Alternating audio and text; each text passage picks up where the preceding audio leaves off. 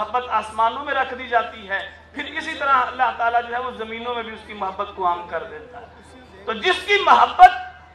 اللہ جو ہے وہ لوگوں کے دلوں میں ڈالے تو اس محبت کو نکالنے والا وہ ایسا ہونا چاہیے جو اللہ سے زیادہ طاقت والا۔ اس لیے یہ جتنے بھی لوگ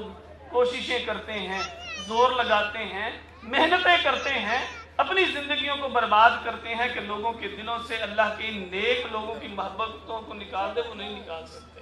آج 11ویں شریف کی نسبت سے صرف دو خاص باتیں جو ہے وہ عرض کروں گا۔ حضرت سیدنا غوث العظم رضی اللہ تعالیٰ عنہ، آپ کی زندگی کا جس پہلو کو بھی جو ہے وہ دیکھیں نا، ہر پہلو ایک سے بڑھ کے ایک روشن ہے، لیکن یاد رکھیے جو بندہ جس سے محبت کرتا ہے نا، وہ جس سے محبت رکھتا ہے وہ پھر اس کی عادات اور اس کے اخلاق اور اس کے کردار کو جو ہے وہ اپناتا ہے، اور بہانے بہانے سے جو ہے وہ اس کا ذکر کرتا ہے، اور آدمی جو ہے وہ محبت میں سچا وہ کہلاتا ہے کہ جس سے محبت ہو